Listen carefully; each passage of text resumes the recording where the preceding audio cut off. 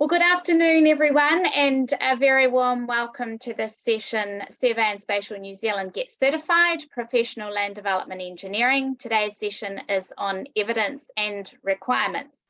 Some of you know me, and my name is Jane Albiston. I'm the Professional Development and Advocacy Manager for Survey and Spatial, and running this session and all things certification at the moment. So as we move towards accepting applications for our Professional Land Development Engineering certification, hopefully in July.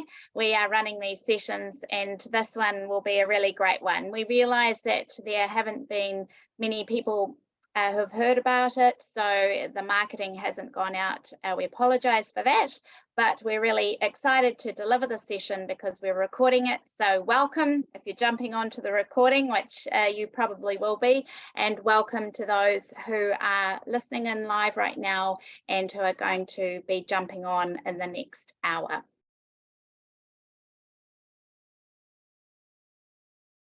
So some of you will know about the new certification framework, some of you won't. Just as a recap, we officially launched in February 2023 this year, and this is the achievement. It's the result of a 2-year certification development project, which has involved a lot of work from a lot of people right across the organisation, and huge thanks if you're one of them. We conducted a successful pilot program last year, and as I just mentioned, we are now moving toward accepting applications from July this year. There is a purpose to our overall certification framework, and that is to provide a recognised professional pathway for all Survey and Spatial members at all levels, with clear eligibility criteria, a public register, mandatory CPD supported by a robust renewal process and a quality management system. And I think some of you will be familiar with this little diagram that just gives you a visual of the certification framework in its entirety. Today we're dealing with that first circle that you can see there, the Certificate of Professional and Technical Competency, and in particular the evidence that's required of that. So just before I go into the specifics of what is required for the Land Development Engineering application, I want to just go over some generic requirements for everyone who applies for certification. So firstly, everyone has to be either an associate or a full member. If you're not, you will not be able to apply. We will know that. So please take out membership, either associate or full, if you're not a member and you're wanting to apply. And then in the application form at the moment, we're asking for a screenshot of your member profile to show that it's viewable by the public. So just to explain, if you're not aware, when you log into your member profile and you go to your privacy settings, there are 3 settings. 1, that no one can see that you're a member. 2, that only members can view your profile. Or 3, that everyone can view your profile. And obviously, if you're certified, you'll want everyone to be able to view your profile so that local authorities, regional authorities, employers, and other people can go to the Survey and Spatial website, type in your name, and they can see your profile, including that you are a certified member and also that you have a current annual practicing certificate. So we do ask also that you put a photo up there so that everyone knows that it's you.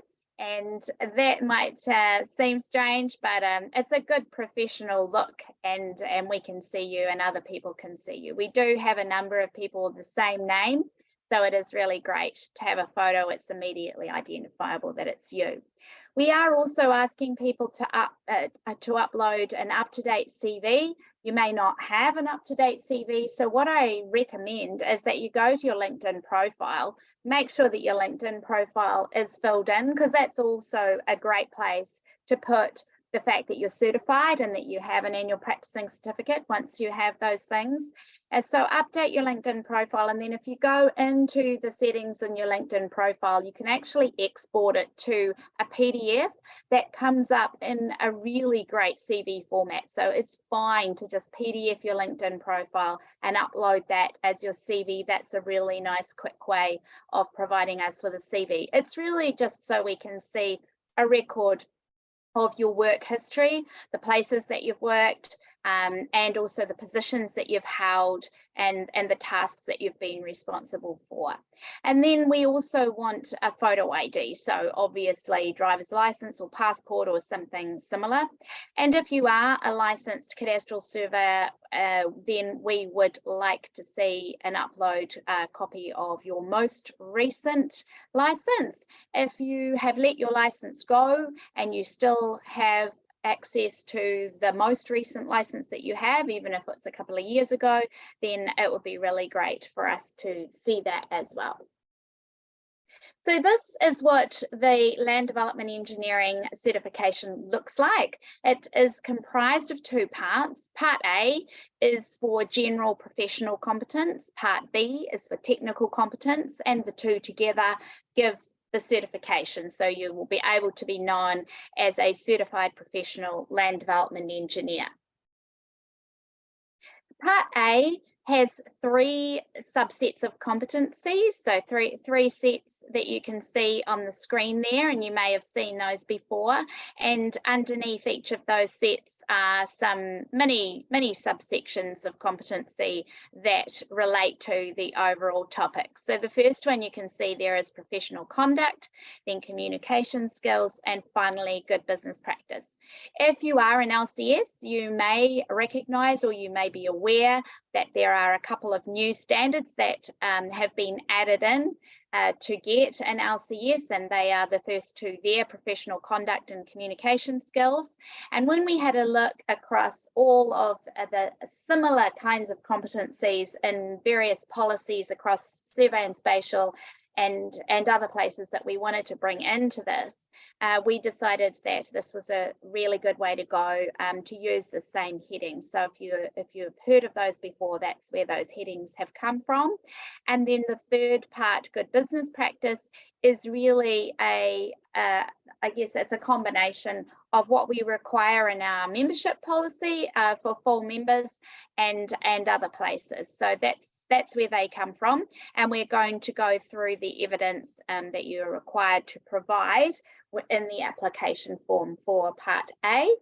And we're also going to do the same for Part B. Excuse me.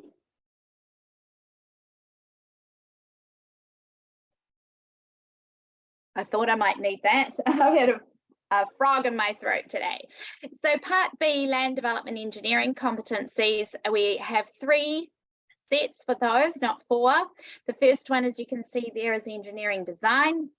And if you can see the tiny writing there, I have just put in there a fully functional and complete set of construction documents normally required for land development or subdivision, inclusive of the following, and you can see the list there. Then we have build and manage. So you'll be familiar with those three phases of a project. And I'm going to go through the evidence that we require you to provide under each one of those headings. So if we go to Part A, the assessment of general professional competence, each subsection of competencies is assessed in 4 different ways. So Part 1 is a self-evaluation where you are required to write a paragraph, and I'll show you what that means in a minute. Part 2 is evidence to support the self-evaluation. Part 3 is third-party validation of competency, which is referees. And those parts 1, 2, and 3, that's actually what we cover in the formal application form that you submit and send through to us. And Part 4 is an interactive assessment with the assessment panel that is held after parts 1, 2, and 3 have been assessed. So if we have a look at Part A, professional conduct, and you'll remember that it's the first section of competencies, it has the following in their subsection. So this is a list of what you saw in that previous diagram: integrity and fidelity, objectivity and independence, competence, quality performance, professional behaviour, and continuing professional development, or CPD. Now you might be looking at that and thinking, how on earth do I provide evidence for those? Well, it's not easy. So we have worked out some ways in which you can do that and ways in which we can assess.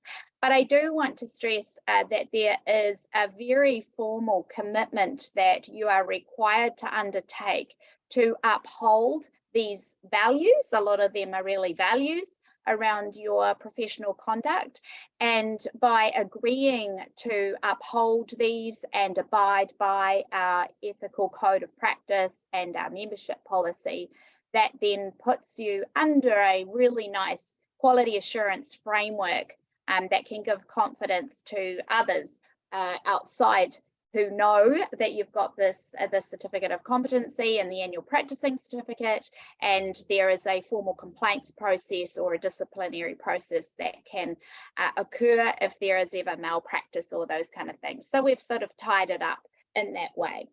But just to give you some detail, the self-evaluation is literally this. We are asking you to outline in 400 to 600 words why you believe you meet the competencies for professional conduct for that whole list that we've just read through before. It's not a record of your work experience, so it's not a copy and paste of your CV.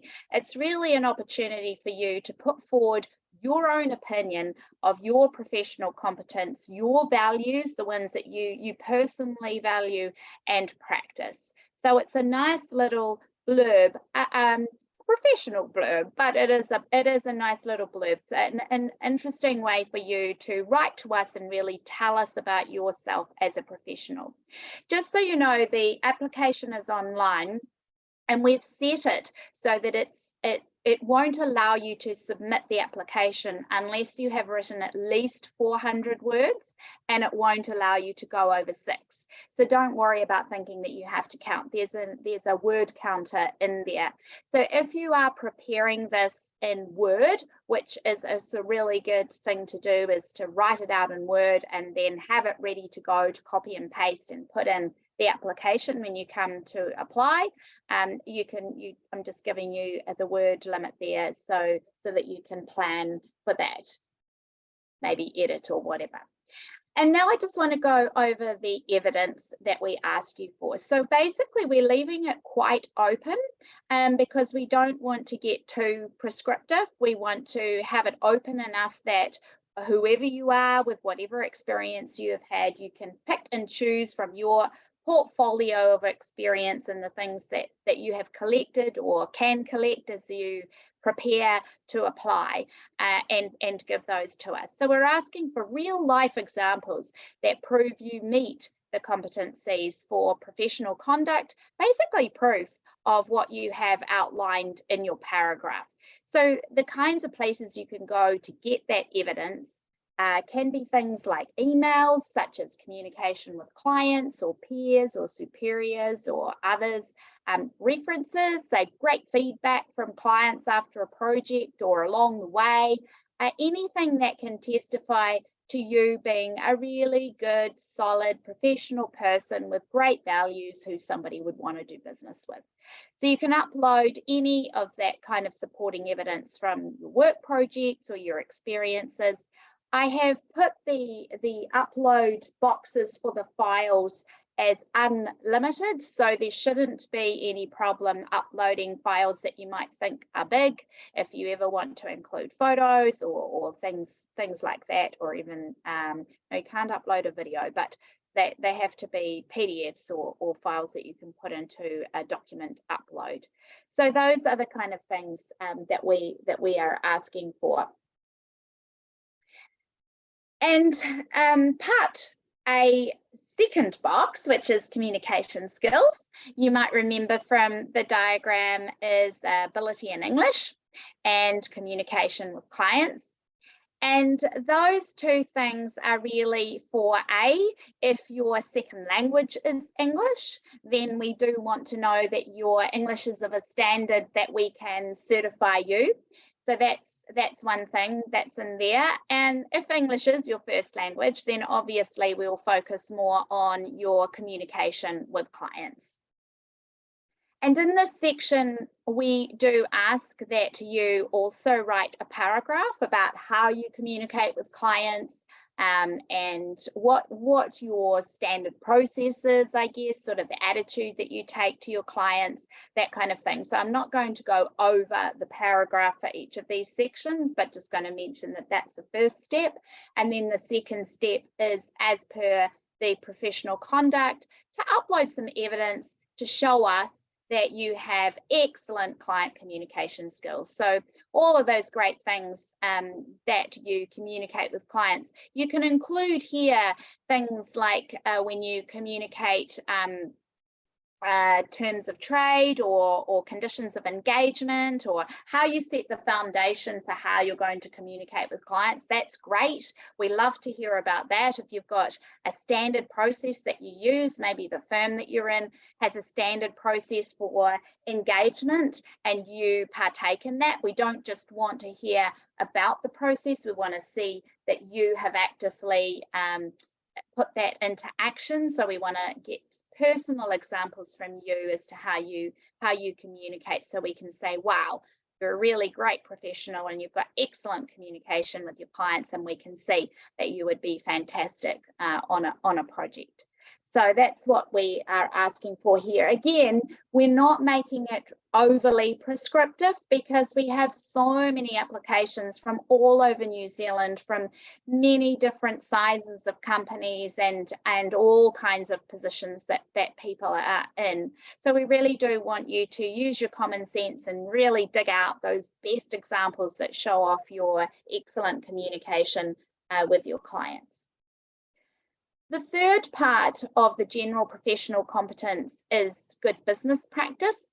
And this is an area that can be quite tricky, especially if a person has not been in a position where they have been exposed to the conditions of engagement with clients, or like setting up the client when they come on, onboarding them and setting up those terms of trade, conditions of engagement, how the project's going to go, how the communication's going to go, what's going to happen if there's a conflict of interest, what happens if things go wrong, and also the fee structure and how that's set out and how that's revised if there are variations to the contract and those kind of things. So if you are listening in to this recording, then I encourage you to think about that. You might be all over this, you might own the business, you might have been a senior manager or in one of those positions where you deal with this on a day-to-day basis. But if you're not, then as part of the preparation for applying for the certification, we really encourage you to have a look through the competency document and the details around these 3 bullet points that you can see on the slide, and perhaps have a chat to your manager or your boss or whoever it is at your firm and say, hey, I'd like to get involved and I'd like to learn more, so that you can include that in your application and show us that you are proficient and experienced and you are all over these 3 areas. So I think if I'm thinking about these areas and from the point of view of a candidate, you may never have had a conflict of interest scenario. You may never ever have one in your entire career. We understand that. But if you have had one, we want to know what it was, what caused it, what the situation was, how you dealt with it. If you've never had one, we want to know that you're prepared in case you ever get into that scenario. So if there were to be a conflict of interest, how would you deal with it? Do you have a process in your firm, for example, that is set up for you to follow so that you can mitigate that or de-escalate that conflict? What kinds of communications do you send out, or would you send out, and what would you do if you ever found yourself in that situation? So saying to us, oh, I've never been involved in a conflict of interest, I hope I never will be, that's not enough. We want you to tell us exactly what you would do if you were there, and if you have had a situation like that, then that's great. You can include it and tell us what you did. With regards to fees, we understand that certain fees may be very private and confidential. We understand that. We have had applicants who have blacked out the names of clients, for example, and have showed us fee structures. You can black out the numbers as well, but you can show us that you understand how the fees are set.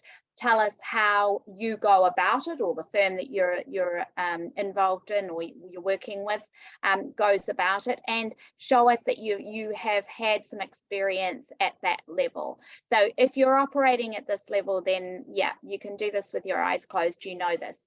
If you haven't, then this is probably something to look into, and I'm just spending a little bit longer on it because it was one of the sticking points that we saw in the pilot. Some people are very technically savvy and very competent on the technical side, but this sometimes can be, oh, haven't had much experience here, so I'm just spending a little bit more on it. Some of the things also that you may not have been exposed to that I really encourage you to look at in preparation for speaking to the assessment panel, and also in thinking about what you write under good business practice to cover these three, to show us that you are proficient, is the actual contract that you send out to clients. Go to the back, usually at the back, and have a look and be all over your risk and your liability, and how you manage that, what you've set up to manage that, what insurance you have in place. If the assessors decide to ask you about standard insurance that you have for your projects, and you say, oh, I've never been involved in that, then that won't be okay. So we really want you to be all over that. This is a section where we talk about risk and liability, and there are certain assessors that really enjoy talking about that. So I'm just giving you that little tip. So after you've written your paragraph for this, then we want you to upload some evidence. So I've gone over that a little bit, but I've just got there what you can see on the screen. So we want some real life examples that prove that you meet these competencies, that you have dealt with these, that you're familiar with them. And even we have had some people who haven't been overly involved in the position that they're in right now, but perhaps last year they ran their own business. So we just want to know that you have this experience, and if you landed in a situation where you did have to be more involved than perhaps you are at the moment, that you would be absolutely proficient and okay. So we're again leaving that open to you to provide us with evidence, because the evidence can be so broad, it's impossible to put in a box. But I'm hoping that I've said enough to give you some really, really good pointers there. The final part of what you're required to give us in your application for general professional competence is third-party validation. So this section requires written validation of your ability to meet and your commitment to uphold the general professional competencies from 2 third parties. First of all, your employer or equivalent. If you don't have an employer and you run your own business, then maybe a colleague who also runs their own business, or if you have an advisory board or someone in your place of work, then that's great. Or just look out for a fellow colleague. If you're a one-man band, then you look out for somebody of the same standing who can recommend you and write a really good general professional reference for you. And then you can choose someone else. So sometimes people put in their application references from local councils, from people who are familiar with their work and with their professionalism, or just anyone who's familiar with your work or a suitably qualified peer. They don't need to be land development engineers themselves, just someone who can recommend you as a general professional. And it's a good idea if they are in the industry, or like a local authority or council personnel, somebody like that of good standing. One of those 2 people has to be a member of Survey and Spatial New Zealand. If you're a brand new member and you're listening to this and you're going, oh my goodness me, no one really knows me that well inside Survey and Spatial, how on earth do I find that? Well, we're here to help. So that's the kind of thing that you can email in, and I've got an email that you can use at the end of this presentation, and we can help you. We can introduce you to some people who are in your branch, so living in your area, in your region, and it's pretty easy for us to give you somebody who you can get to know, who can become a referee if you're a newbie. And there may be people who already know you, but you just don't know that you both belong and you're both members of Survey and Spatial. Family members are not allowed to be referees. So that is the one caveat that we have here. Now, what happens with the references is that we actually have 2 online references, because we require references for the general, professional, and references for the technical that I'll cover later. And we have a little link, and that link goes to an online reference form. So it's super easy for someone to be a referee. They don't need to sit down and think, oh my goodness, what am I going to write? I need to devote a whole lot of time to this. They simply need to answer the questions and fill in a little bit, fill in some boxes. So actually with that link, and that link is available to everybody who is applying for certification, we will be putting it up on our website soon, but it's not up there just yet. But when that does go up and you can see it, then you can actually get an unlimited number of referees if you like, because how we've got it set is that the moment that person fills in the reference and clicks submit, you are sent a PDF copy of that reference. So if you only want to get 2, and you want to put 2 into your application, that's fine. But let's say you decide, oh, I'm going to send out to 5 different people, and then I'm going to choose the best one, for example, or the best 2, obviously, because you need 2, then that's fine too. So I just wanted to let you know that. Just because someone fills in the reference form for you doesn't mean that it's part of your application. What we're giving you is the choice of which references you want to upload into your formal application. So if I just make that clear, when the person submits and sends their reference, you get a PDF copy, and then you choose the 2 PDF references that you would like to put in your application. And as you can see there, you upload those into the application, and that's what forms your application. So that's part A, and now we're just going to look to part B. So part B is the assessment of technical competence, land development engineering, and again, each subsection of competencies is assessed in 4 different ways. The part 1 is the self-evaluation, so that paragraph that we were talking about, between 400 to 600 words. Part 2 is evidence to support what you've said about yourself and your technical proficiency. And part 3 is that third-party validation of competency. In this case, it is references to do with your technical competence in land development engineering. So again, those parts 1, 2, and 3, that's what comprises your official application that you send in and submit to us. It's all online. And part 4 is that interactive assessment with an assessor panel that I'll go over after I've been through all 3 parts. So part B, but the first set of competencies, you may remember from the beginning of this presentation, the first column there, if you like, was engineering design.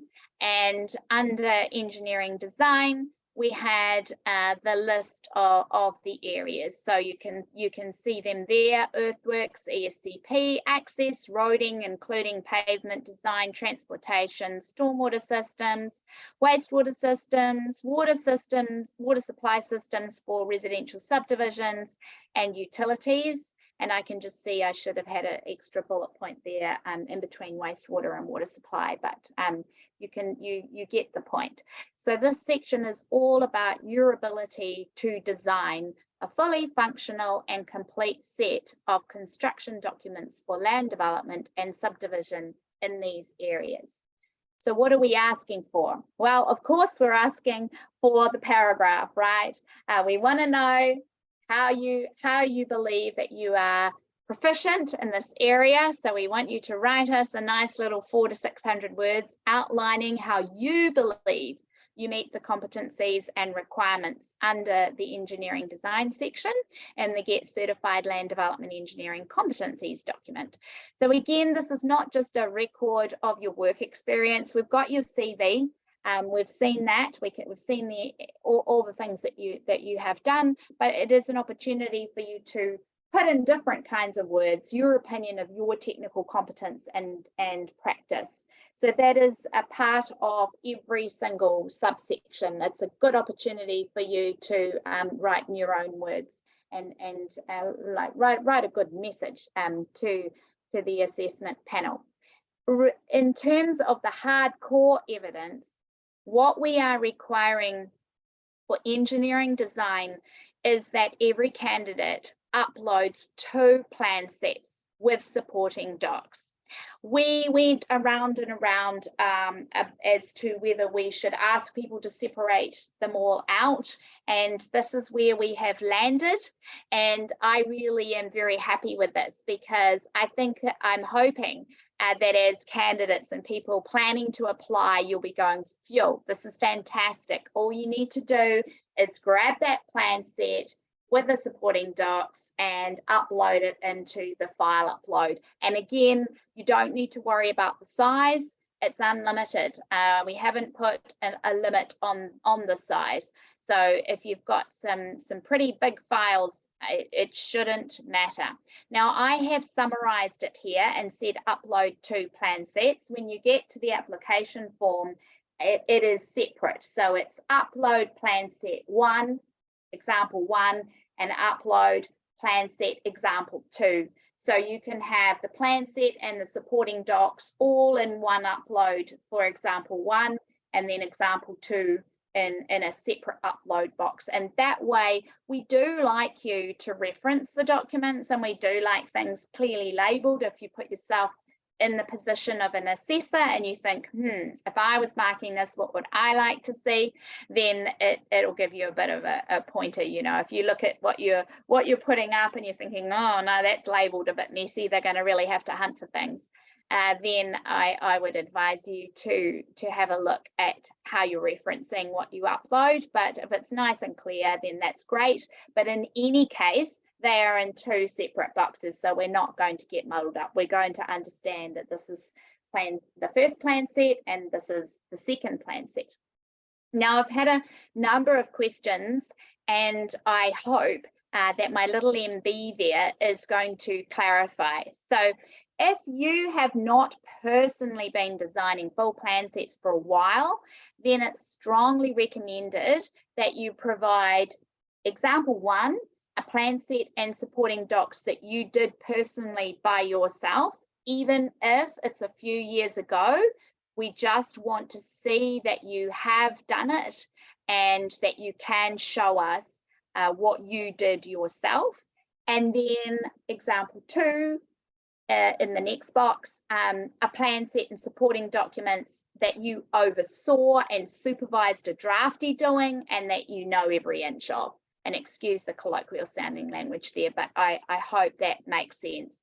So if you're sitting here and you're thinking, what about me? What about me? I'm kind of in that, example 2 set. I'm mainly overseeing, I'm all over it, but I'm not actually, I've got my drafty doing this or another team doing that. Then that's, I hope that that is clarifying that.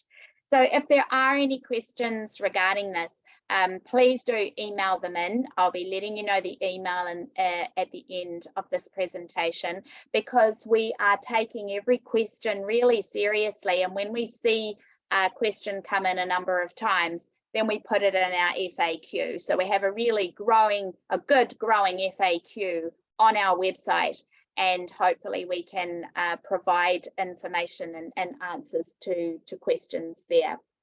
Now, I know we're recording this, and I want to say I'm sorry. It looks like we don't have assessors on here today. They may have got delayed somewhere else. I did hope to have some assessors who would be able to go into more detail. So if we don't have any assessors jump on in this session, then this is a good rundown from me, and it's also a good. Have we got some assessors? Oh, I've been sitting here the whole time. Oh, I'm so sorry. I couldn't see, I could only see Karen. I apologize for that. Well, Here we go. I've just got you there. Fantastic. Thank you. I'm glad, Michael. I didn't see you. I could only see Karen. What is it you wanted from me, Jane? Oh, okay. Hi, everybody. This is Michael Martin. He's an amazing assessor, and I do apologize for what I just said. I couldn't see everyone. I've just moved my mouse, and now I can. Mike, did you have anything that you wanted to say about this evidence that we're requiring for engineering design? Well, I think I've said it before. When you put in a 2 to 4 application to council, you do your best to lead them by the nose, make it very easy for them to say yes to you, yes to your development, here's your 2 to 4. As an assessor, I like to see applications that are similar. So make it easy for the assessors to find the information they need to be able to tick the boxes to say, yes, you're up for that. And in the same way, in some of our 2 to 4 applications, we say to council, you asked for this, we didn't do it that way, we've got it this way. That's the kind of thing that you need to flush out in your words and say, okay, well, maybe I haven't done stormwater modelling quite like this, but have a look at this other stuff over here. And it's those, it's part of the thing that we need to know is that people don't get out of their depth. They don't go beyond their professional responsibilities. So we are interested to hear how people tackle those situations where they're asked to provide stuff that they actually don't have the experience or the technical skills for. Yeah, I think that's basically what I wanted to yarn about. Make it easy for the assessors to say yes. All right.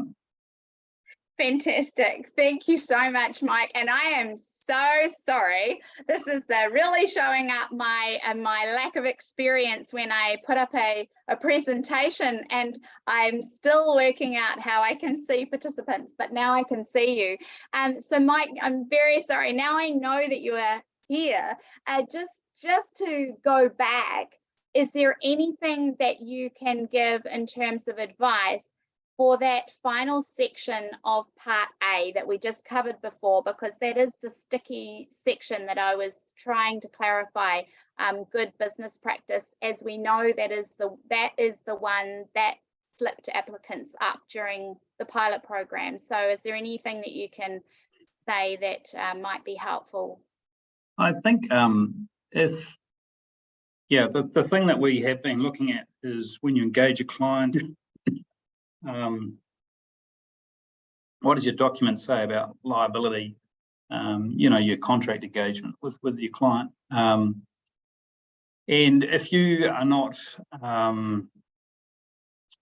perhaps it's your senior that's writing those engagements and signing up the clients.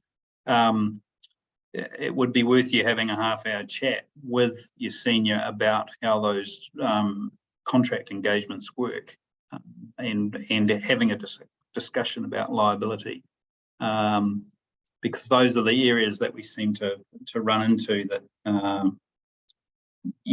some of the ones going for this land development engineering certification sometimes they don't have the experience in that area of actual client engagement.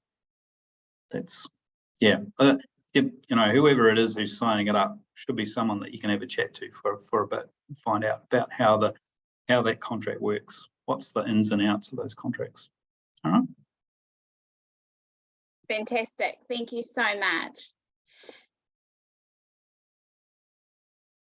So now I just want to go to the second part of part B, which is build. So after engineering design, we have build. And under this section, we are looking at construction observation and testing and compliance. Again, I haven't put in the slide here because we know we have to write that self-evaluation first. So that nice little 400 to 600 word paragraph about this section. So it's just one paragraph about the section telling us how you think you meet the competencies and why we should basically assess you as proficient. And then for the evidence we require, you can see this slide here. It's the first one is construction observation, inspecting and reporting. We want you to upload documents such as site meeting notes, records, reports, correspondence, emails that demonstrate your ability to inspect and report on the construction of all of those elements. So Mike, have you got any comments that you would like to make on this and what you would like to see as an assessor? Yeah, what's the other one of the build? I haven't got that document open right at the moment. Testing and compliance is after this. Yeah. So testing and compliance is the bigger one. Yes. Inspecting and reporting. I think it'll depend on which jurisdiction you're sort of dealing under that as to what documents are required by the local authorities within this area. But we are looking for the fact that people are actually out on site and know what they're looking at when they're required to observe, something happening or the results of a test or a test actually being carried out on site. Brilliant. Thank you. So the second section that we are asking for evidence in under build is testing and compliance, and we want to see some successful 224C applications.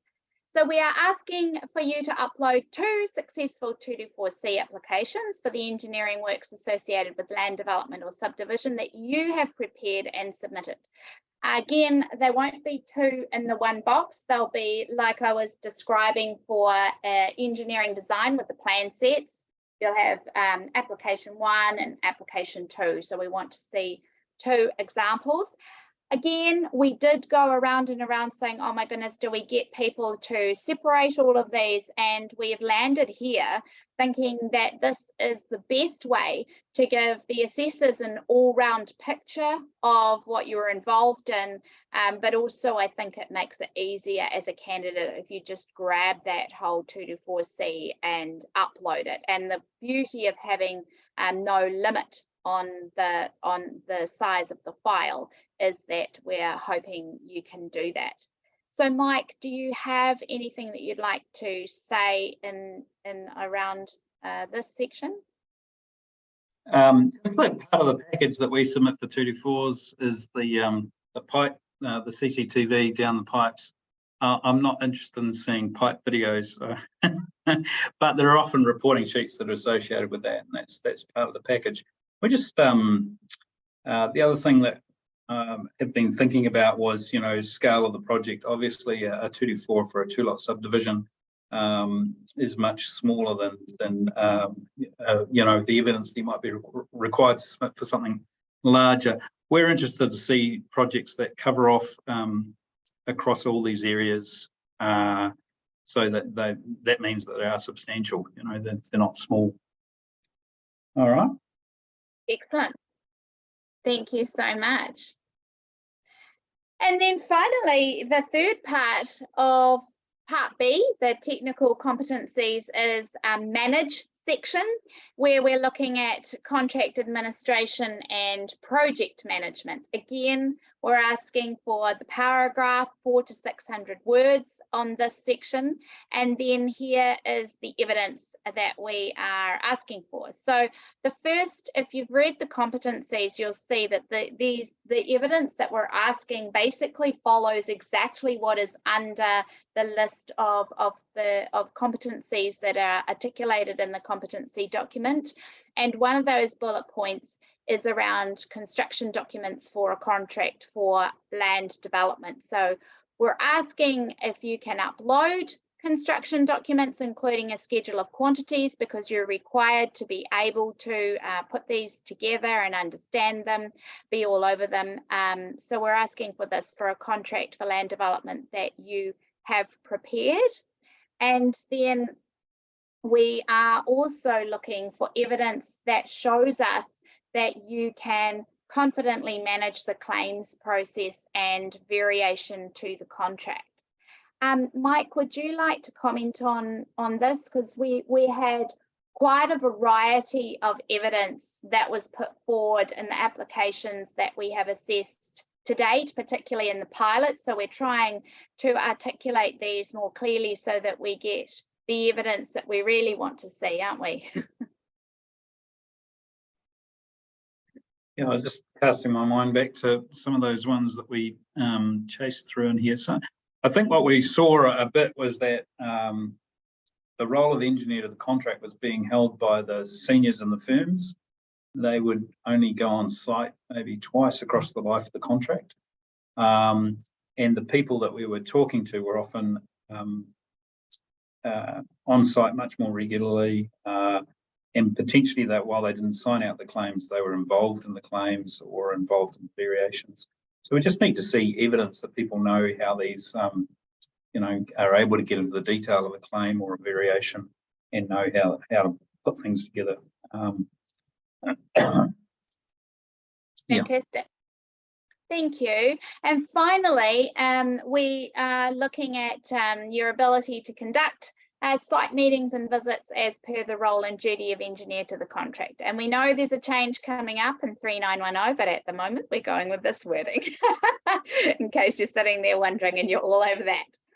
So we want to see evidence such as site meeting reports, agendas, communications, anything that really shows you can confidently conduct those site meetings and visits as per the role and duty of engineer to the contract, even if you've only acted as engineer's rep to date, because we do understand that a lot of people will be going for this certification so that they can be engineer to the contract and they can move up to that. So we do understand that you may not have been in a position, like Mike said, in your company where you have actually been given the responsibility of being the official engineer to the contract and doing the sign-off, but that's why you're doing the certification and you're ready to move into that role. So we're basically wanting to see evidence that you are competent, and yes, exactly, tick, you are ready to move into that role. So I've just put there some other clues about evidence that you can provide that we would love to see, things that such as showing us how your usual structure of your site meetings and visits go, how they're reported on, the process that you use to take action after the site meeting or visit, and all of those things around confidently managing communication across all parties. If you look through the competency doc, that is what we have articulated, that's what we're wanting to see, and if you are competently doing this already, it shouldn't be too difficult for you to grab some great evidence and communications and put that together and upload that. But Mike, is there something else that you would like to see, or do you want to comment further on what we're asking for here?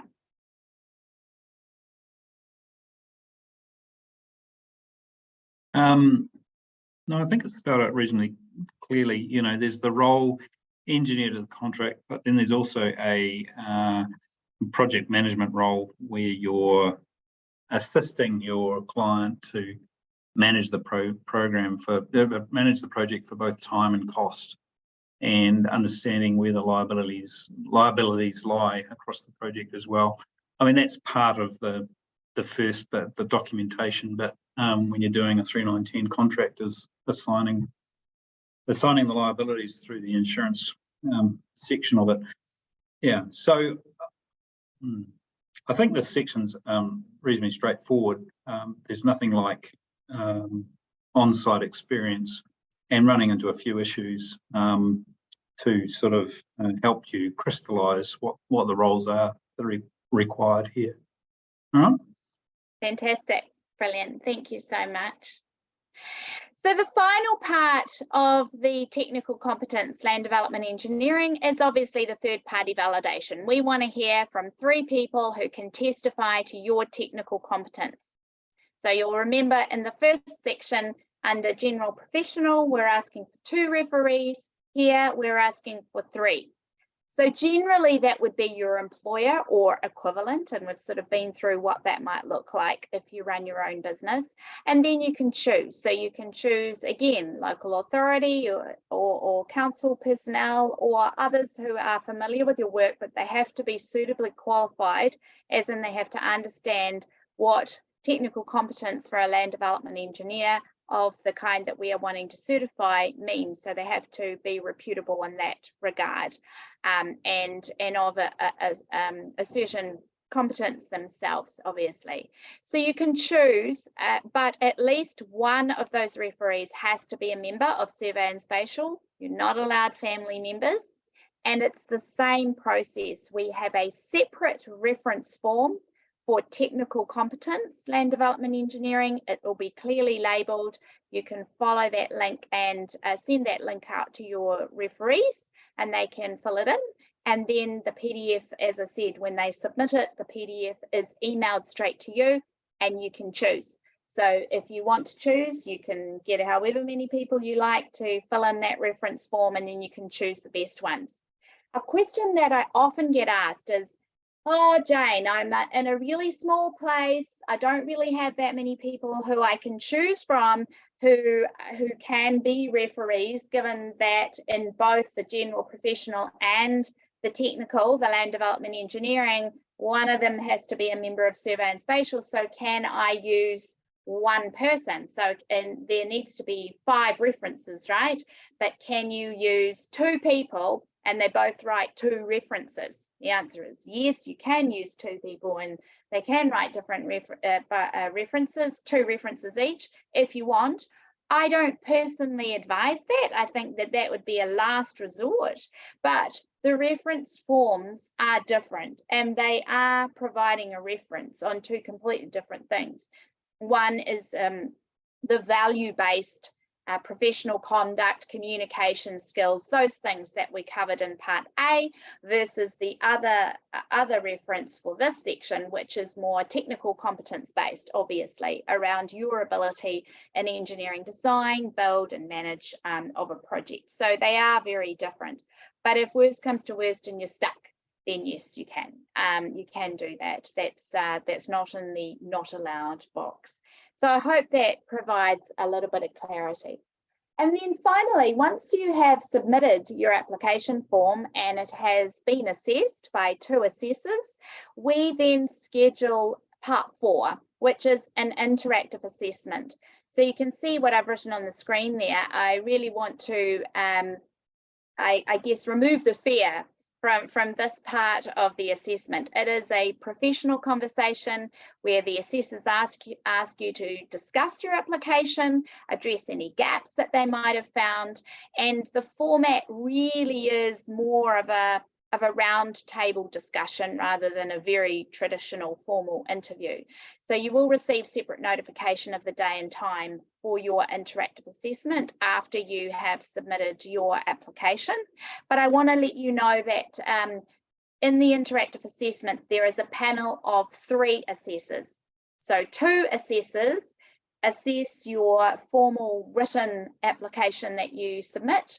And then in this section, we bring in a 3rd assessor to participate in the interactive assessment. And during the pilot program last year, we found this to be a really, really effective way of bringing in someone who perhaps hadn't been all over your application, and they just had a bit of a different viewpoint and added a real quality to the panel, to the assessor panel. So at best, we get the feedback from candidates that they actually quite enjoy this session. It's usually quite informative, and it's actually an all-round learning. We often get off an interactive assessment and hear the assessors say, wow, I learned something. That was a new kind of project. I'm not familiar with that. That was that's interesting, and Mike will testify to that. But I also want you to let you know what we're aiming for when we go live. We're in the process of enlarging our assessor team. Our aim is to have a land development engineering assessor in every region of New Zealand, in all of our Survey and Spatial New Zealand branches. And that is because we really think that it's important that at this interactive assessment stage, at least, we have someone from your local area there. They understand the geography, they understand the local council requirements. There are a whole lot of things that someone understands when they come from your local area. So that's what we are really aiming to do. So if you're listening to this and you're thinking, I could easily be an assessor. If you've had more than 10 years experience and you're all over this and you're a fantastic land development engineer, we would absolutely love to hear from you, because we are recruiting assessors all the time and it's a great team to be part of. We've currently got quite a number of people who are hoping to come on to our assessor team, and if that's you, we would absolutely love to hear from you, because we are certifying as many assessors as we can right now, so that when we go live in July and start accepting applications from everybody, we'll have a really, really good assessor team, and a large assessor team, and one that is literally covering the whole of New Zealand. So in some ways, I have heard a number of assessors say that this interactive assessment is the most important part, or I guess the standout part of the application. So it is really important. This is the part where it becomes really clear if you are confident in what you do and you are competent. One of the things that can let you down is if you are really nervous in this kind of situation. So we will be running in the future some CPD sessions to help you learn how to speak to people through a screen, because it's all online, and how to be confident, because you really do need to be confident to speak up, to run us through your projects, to tell us what you know, to stand up for what you believe is right, and to really just go for it and put your best foot forward. If you're somebody who is just really quiet and not prepared to talk to us and talk us through your projects and talk us through all these different elements, then it will be more difficult, and it will also force the assessors into a question answer scenario, which we really don't want. We would prefer a really good professional roundtable discussion. So if you aren't confident, I recommend that you practice with friends, practice with colleagues, get people to ask you questions, run through the competency document and pretend they're assessors, or have a little go trialing it, I guess, and getting more comfortable with the idea of talking to 3 other professionals who are really keen to know about what you've put forward. Mike, is there anything you'd like to comment just before we close on this part 4? It is really where we sort of see whether someone's going to meet competency or not, isn't it? Yeah, I guess we use all the other things that have been pre-submitted to sort of feed into the interview and cover off any areas of concern that we might have. You know, pick up if you haven't submitted some stuff that we're expecting to see, we'll ask about it. To be honest, I've quite enjoyed the wee chit chats, because I find out, you know, people are doing things in a different way up and down the country, and the cross fertilization of things has actually been quite helpful. And you know, alongside that, there's an acknowledgement here that people coming into the interviews are bringing different sets of skills, and you know, they might be extremely good at stormwater modelling and perhaps not so flash on pavement design, or you know, so we just talk those things through and try and work out, okay, what's going to happen when you get a project that requires that of you. So yeah, I would like to, you know, emphasize that we'd prefer to keep it as a roundtable discussion rather than a straight out interview. So brilliant, fantastic, thank you. It's really, really helpful. So I hope that's helpful for everyone listening. Now, I just want to finish by just going over a couple of high-level things. Just want to point out that these certifications of competence are formal recognition by Survey and Spatial New Zealand of those who have been assessed against a defined set of professional and technical competencies, which meet standards and technical sign-off criteria required by private and public asset owners, territorial and local authorities, and other such entities. And we will be publishing some details around who is endorsing this certification as we get more and more endorsement from some of those people in that final bullet point. So that information will be coming in the months ahead. This is a really big milestone achievement for Survey and Spatial. It's one that we're very proud of. It is huge. It's the first certification for professional land development engineers and for professional engineering surveyors for us. And so we're really, really proud of getting to this point, and we know that it's all part of a journey and it's only going to improve from here. But it really does set a new benchmark for surveyors practicing in these areas. And the framework also paves the way for future sets of competencies to be provided for under the National Certification Framework. So thank you for being land development engineers, and thank you for being interested in applying and finding out what's involved and the evidence that we're asking for. Thank you for joining us today, and also thank you for listening if you're listening to this recording and you've made it this far. We do have a dedicated email. It is certification@surveyspatialnz.org, and we would love to hear from you. I man that email, so if you are sitting here and you're thinking, maybe I could be an assessor and you want to know, email me, I'll get in touch with you. I'd love to hear from you. And if you've got any questions that we haven't answered today, then please let me know. We would love to know any more questions and we'll put them up. We are in the process of writing up a candidate guide, so there's a whole lot of assets that are coming and that are on the way. But we are running these sessions at the moment and providing the recordings because we're gathering a library of assets, digital assets, that will be of use now and in the future, in the near future, for those who are looking to apply. So right now, the best place that you can keep looking for information is the Survey and Spatial website. Go to the website, have a look on a certification. It'll take you to a page that outlines the certification framework. And under that, you can see land development engineering. You can click there and you can actually download the competency doc that we're talking about. And then we'll be putting up all the information that is needed, such as those reference links. And then in July, a button that you can click where you can apply. We're also going to be putting up information very soon on the fee structure, because there is a fee structure that has been provided, and I believe that there's a special launch promotion for that, so have a look out for that. And if you think you've missed something, just flick us an email and we will get back to you, and we'd be delighted to hear from you. So thank you everyone for joining us today. And a very special thank you to Michael Martin, one of our founding assessors, an amazing member of our assessor team. I'm so glad that you're here, and I do apologise for not seeing you until later. That's my fault, but thank you for your valuable input and for everything you've done so far.